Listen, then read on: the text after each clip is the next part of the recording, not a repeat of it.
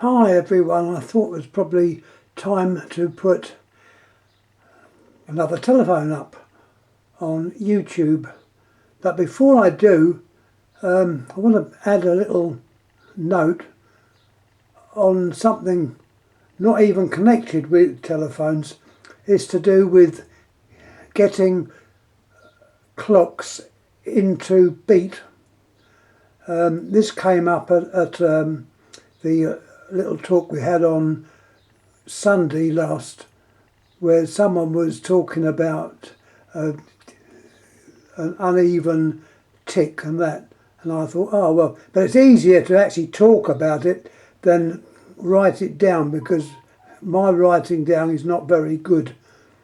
As I say, I type with one finger, so it does take quite a time. So doing by hand, or rather by the camera, is much easier. So let me show you what I mean. I'm going to go into the other room where I've got a clock there. I'm not going to stop the clock or anything. I'm just going to point out the things which can be done. So this is just a little snippet of information.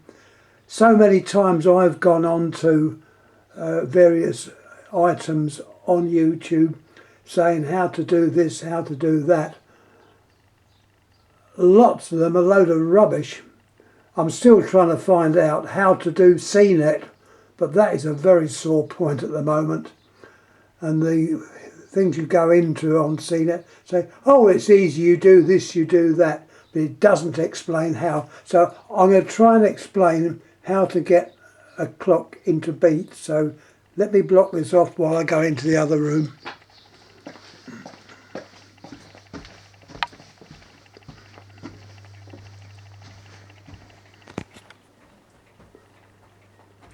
So excuse the mess, it's rather cluttered in here. I've got various clocks, barometers, but the one we're looking at now, let's see if I can put it a bit close here. This is a clock I've had for many years. I was given this. It's a Viennese regulator made by a German manufacturer. I think it was Becker. But anyhow, there's the face. Now just point out one thing. That second dial, it's not a second dial.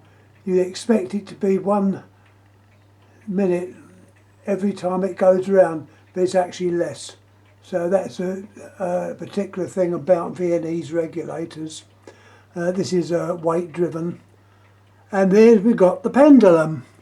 Now, to put the clock into beat, and I'm not going to show it on here because it's already in beat. It's not a particularly easy job, but it's not a difficult job. Basically, what you should be heading for, or trying to listen out for, is a tick-tock. Tick-tock. Tick-tock.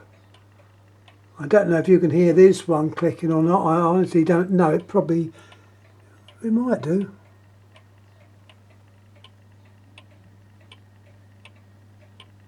Tick-tock, tick-tock, tick-tock, and so on. That is what you're aiming at. You don't want it to go tock-tick. Tock-tick. It must be tick-tock, tick-tock, tick-tock. A way of doing this, the pendulum, this part here, when it's stationary, it obviously goes into the middle of that little indicator at the base. Now when it's stopped, you can physically feel with your fingers, either pressing it to the right or to the left. Now you'll notice as you're moving it either the right or left, it will suddenly give out a little bit of tension. So the free part, there's no tension, but if you go past it, there's tension, and that is the adjustments that you need to get it in beat. So, you know, first of all, try to just nudge it slightly to the right. Now you press it across till you feel the tension, and then gently press it slightly. Listen, see if it's changed or got worse or got better. If it's got worse, try it on the other way. So you're going back to the left. I've got left and right. I get mixed up with left and rights, being number blind. But I say to the left, when tension comes in, gently move it into that part. There's an adjustment actually in the top of the pendulum where it clicks in. So that takes up for any slight imperfections on that, and that is a way of getting it right. So it might take you several times actually doing this, but that's basically all you do. You just go past the standard part of it, take it up to where the tension starts, just gently move it over. It'll be pretty light, you'll get it in time. But anyway, that's what you're heading for. You're heading for a tick-tock, tick-tock, tick-tock. You don't want to see it uneven or the other way around where it goes tock-tick, which is obviously wrong. And when the pendulum's in beat, it means the escapement works 100%. You go into the ratchet wheel and it's nice and even, and hopefully it will keep going, it won't stop. So that's basically how you would put a clock into beat. It's called into beat, and it means that the beat is the ticking. I don't know if you can hear it. I don't know how sensitive this camera is, but you can see the pendulum and you hear the beat, tick tock, tick tock, tick tock. Anyhow, thanks again for listening. I know this has nothing to do with telephones, but I like to explain things and I like to make it so that it's understandable. So many people on YouTube assume you know all about a subject and they accept that you know about it. Well, that's not true. When it comes to computers, I do not know all about computers.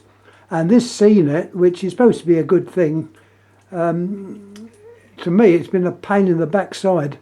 I still can't get it to work. I want someone that I can talk to and they can talk me through what I'm doing. But so far I'm having no luck. So not to worry. This is just a few of the bits and pieces in this room. Some clocks, barometers. This is my Spelzini, an Italian maker. I knew his grandson, funnily enough. Over this side, I know I'm going off the subject, aren't I? We've got Admiral Fitzroy storm barometer. I picked this up when I was in my 20s for about 20 quid. I think it's worth a little bit more now. This was made by a very famous name, Negretti and Zambra. Anyway, I could talk all day about other things, so let me get back to the telephone.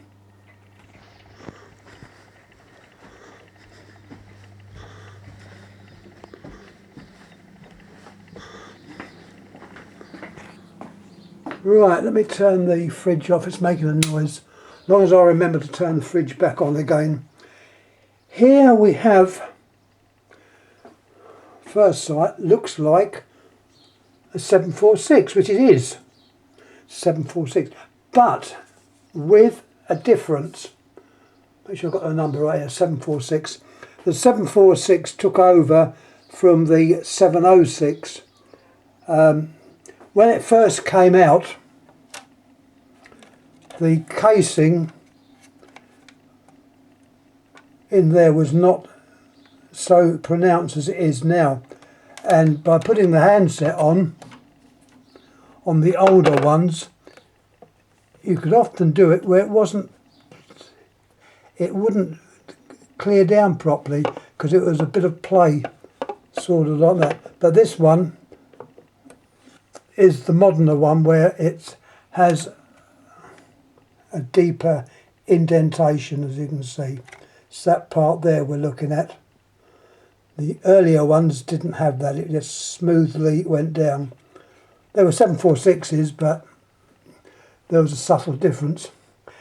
Anyhow, let's have a little look at this one. I'm going to turn the case over.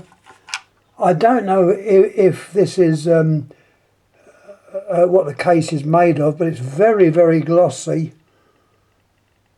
So I don't know, anyone out there probably knows and can explain what it is.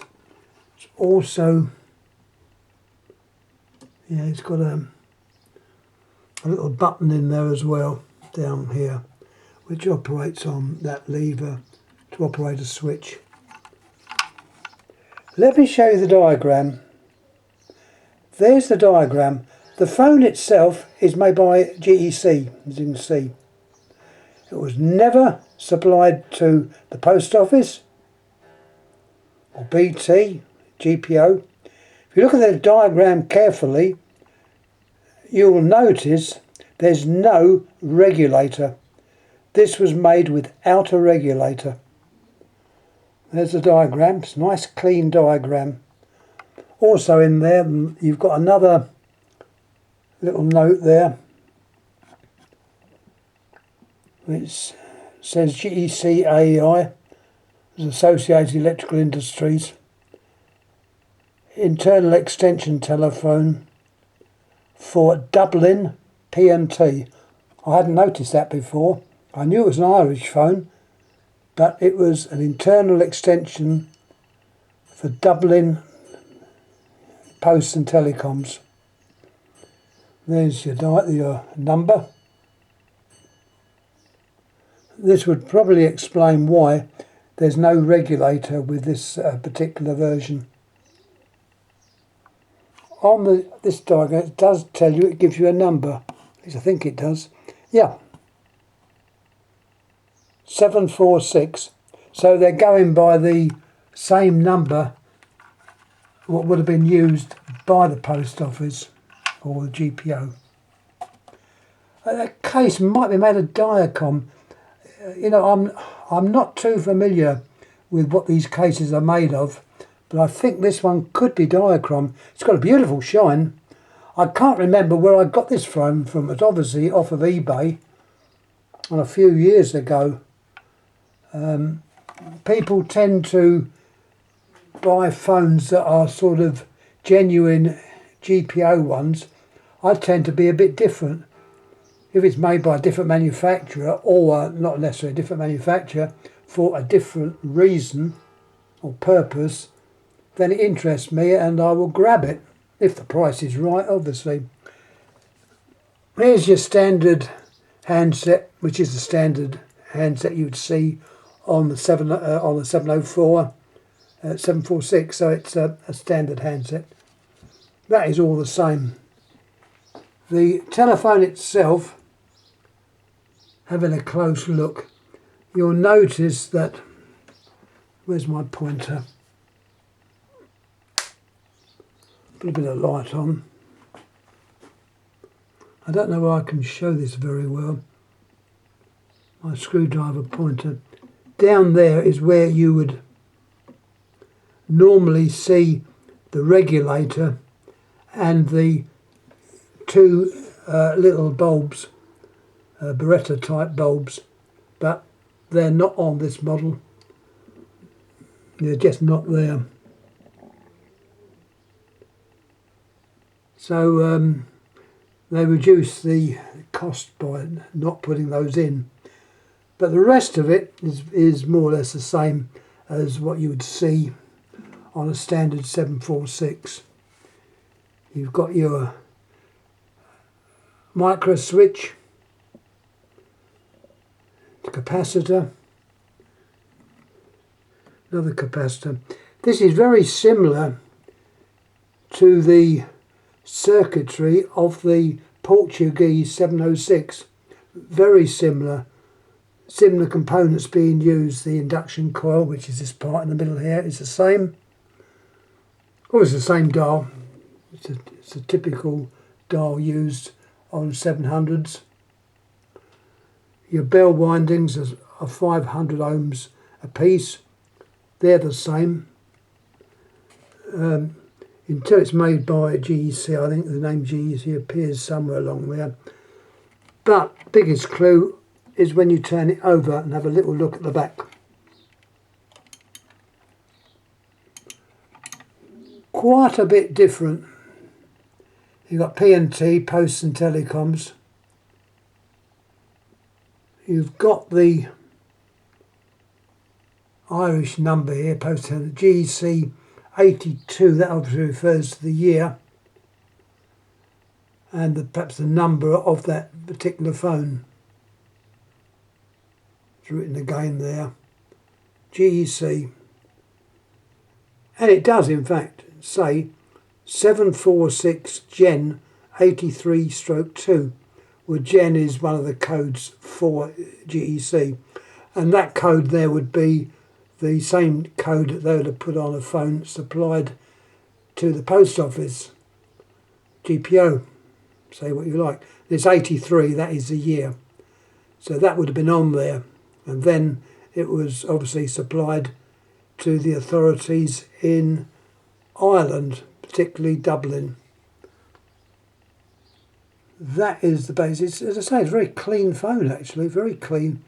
I don't think it says see much service.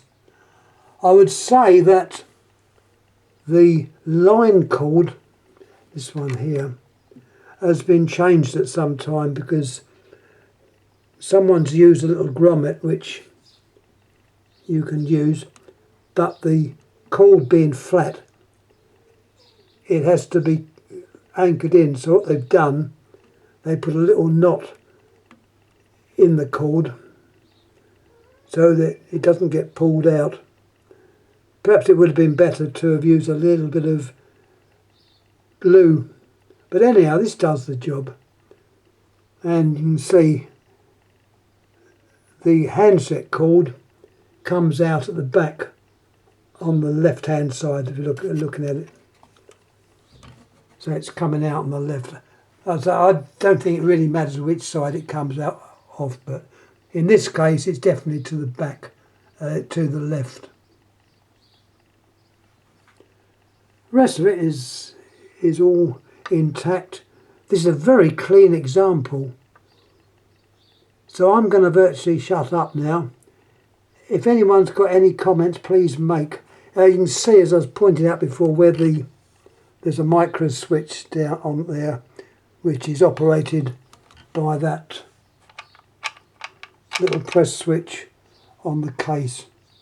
And another nice thing, when you're taking the case of a 746 off, there's the little screw in the back. Now it should have, and this one does, only undo it to the extent that it has released itself from that bracket. That little bracket is where that screw goes into. The screw is captive, well, it's partly captive, and there's a little spring in there. I don't know if you can see it. There's a little spring in there and a nut on the other side. So you don't want to unscrew it completely because it will come out and you might even lose the spring. A lot of these phones, these screws have been changed. Well, this is a good one. It's complete. And as far as I know, whether this phone has ever been used before, I don't know. I've got my doubts. There's slight wear on there where the handset's been put down many times. But apart from that, I would say it's barely had any use. The dial just shows numbers, which would be right for this age phone, even in Ireland. I believe, correct me if I'm wrong, but the system they use in Ireland was the Swedish Ericsson's crossbar, which is different to in England. In England, we basically use the two-motion selector, or the Strauger selector. But in Ireland they use, as far as I know, the crossbar, which is a different way of putting calls through. Anyhow, I'm going to shut up now. Thanks for watching. What I will be hoping to put up very soon, when it arrives, I was looking at eBay last Sunday. It was actually after the little meeting we had over the phone with Andy Shed.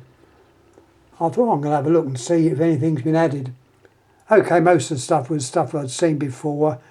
706s, 746s, a load of Chinese crap.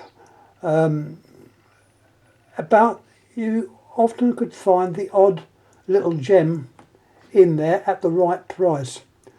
And what I found was a 500 type telephone, Bell system. They were making a play for the fact it had a shoulder rest strap on it, which, okay, I haven't got one of those, but that wasn't the reason I got it. I always look and see what details they have given, and this is obviously a good seller. It hasn't arrived yet, and hopefully it's in the post if it's been posted. But anyhow, I was able to see the innards, and I was quite amazed because I didn't recognise the innards. It was virtually electronic. The bell, as we know, weren't there.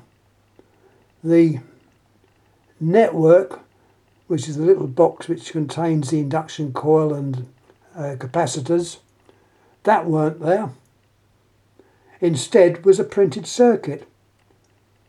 And where the regulator is to regulate the bell, that had been changed to a potentiometer on a knob, which is obviously turned. Some wires were there which weren't connected.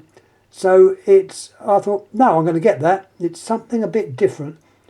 The case looked superb. It was in good nick. The handset was all there with the two inserts, transmitter, receiver. So I thought, right, I'm going to get that, which I did. I put it wasn't even biddable. I just bought it there and then. So when that arrives, we'll give a little talk about that. If anyone's got any ideas what it could be, what it was used for, whether it was a tone signalling instead of the ringer on a tone, I don't know. But anyhow, we wait and see when it turns up. So once again, thanks for watching, and I'm going to pop down to the greenhouse because it's very hot and my plants are getting cooked. Doors are open to prevent burning. So once again, many thanks. Thank you.